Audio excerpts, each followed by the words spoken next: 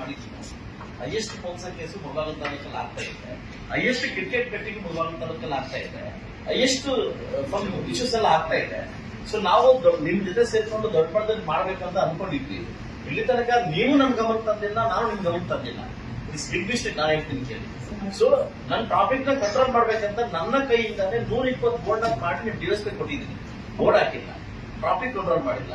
ನನ್ನ ಸ್ವಂತ ಕೈಯಿಂದ 36 ಲಕ್ಷ ಕೊಟ್ಟು ನಾನು ಸಿಗ್ನಲ್ ಹಾಕಿದ್ದೀನಿ, ಸಿಗ್ನಲ್ ಆನ್ ಆಗ್ತಾ ಇಲ್ಲ. ನನ್ನ ಸ್ವಂತ ಕೈಯಿಂದ 2 ಜೀಪ್ ಕೊಡಿಸಿದ್ ನಿಮ್ಗೆ, ಅದ ಬೆನ್ನಸ್ ಆಗ್ತಾ ಇಲ್ಲ. ಯಾವುದೇ ಏನೇ ಕ್ರೈಮ್ ಬಂದ್ರು ಒಂದು ತಾಲೂಕಲ್ಲಿ MLA ಮಾಡ್ಬೇಕಂತ ಔದಾರ್ಯ ಡಿಪಾರ್ಟ್ಮೆಂಟ್ ಬರ್ತಾ ಇಲ್ಲ.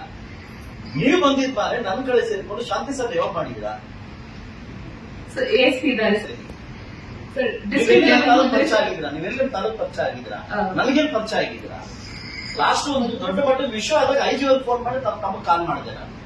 ಇದೇ DSP ASP ಹೇಳ್ತಾರೆ 2 ಹಸು ಬೇರೆ ಬಂದ ತಗೊಂಡೋಗ್ತಾರೆ ವಿಡಿಯೋ ಲಾಸ್ಟ್ ಹೇಳ್ತೀನಿ.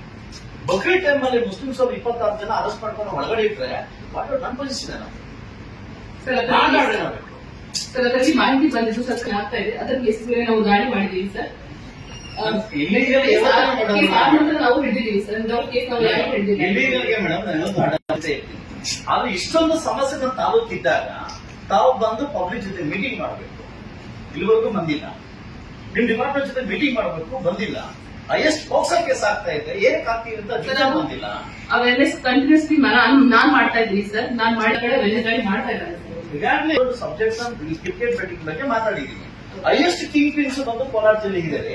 ನನ್ನ ತರ DK ಶಿವಕುಮಾರ್ ಮಾತಾಡಿ ನೀವೆಲ್ಲ ಫೈಂಡ್ ಔಟ್ ಮಾಡಿ, ಪ್ರೊಡ್ಯೂಸರ್ ಫೈಂಡ್ ಔಟ್ ಮಾಡಿ ಅಂತ ನೆನ್ನೆ ಹೇಳಿದ್ದಾರೆ. ಇಷ್ಟು ವರ್ಷ ಆಗಿಲ್ಲ, ನೆನ್ನೆ ತರ ಹೇಳಿದ್ದಾರೆ. ಇಡೀ ಕೋಲಾರ ಜಿಲ್ಲೆಯಲ್ಲಿ ಸುಮಾರು 7 ರಿಂದ 8 ಜನ ಕಿಂಗ್ ಪಿನ್ಸ್ ಇದ್ದಾರೆ. ಈ ಕಿಂಗ್ ಪಿನ್ಸ್ ಫೋನ್ ಮಾಡೋ ಪೊಲೀಸರು ಕೇಳ್ತಾರೆ, ಇದಕ್ಕೆ ಅವ್ರು 7 ಜನ ಬಿಡ್ತಾರೆ. ಸರ್